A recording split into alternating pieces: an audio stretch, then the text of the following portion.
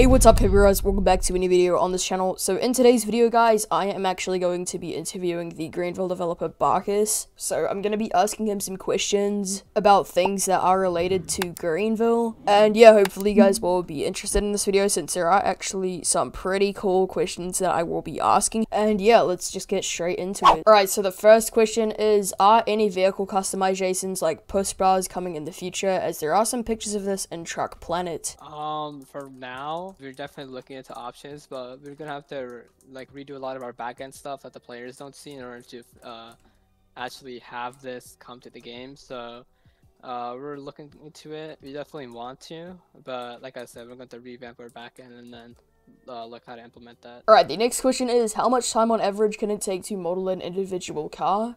So I can't speak to this because I personally don't do modeling.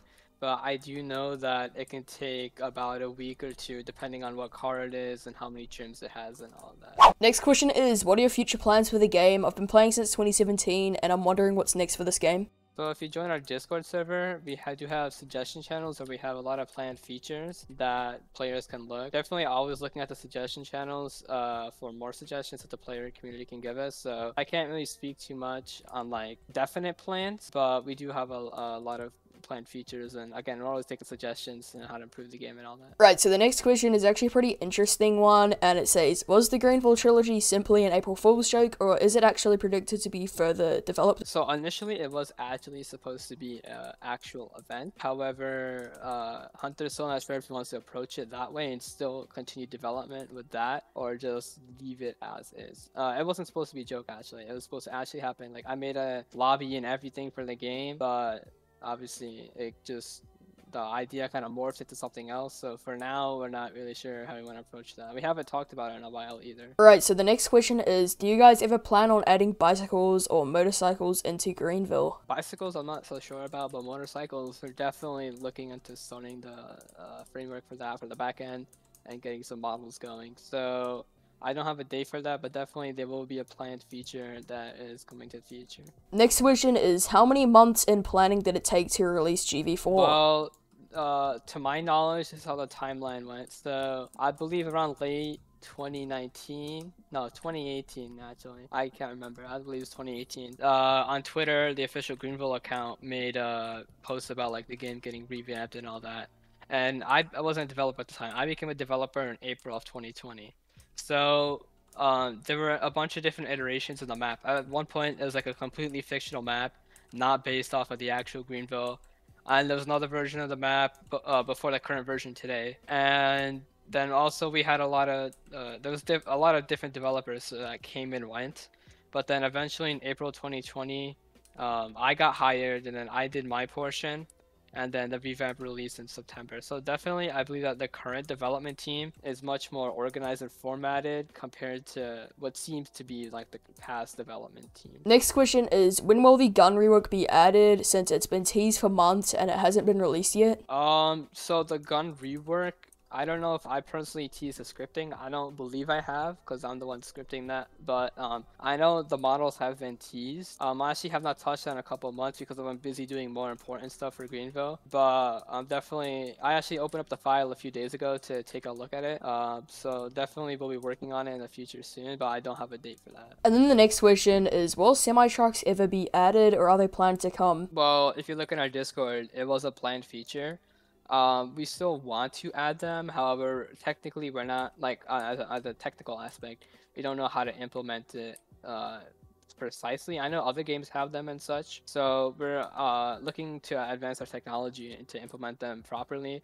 And also, I believe Samir said that he wants to have like some sort of job with it too as well, and some other different aspects of the semi-truck. So it's not just the models that are coming, but also other stuff that needs to be programmed and tested and all that. So it's not coming in the near future, but it's still planned. So the next question is, when do you estimate high beams to be in every car in Greenville? Well, we have like over 2,300 cars and something like that, and a lot of them, I'd say about 60 to 75% are using the old lighting technologies. So we have to go through each car and manually update it.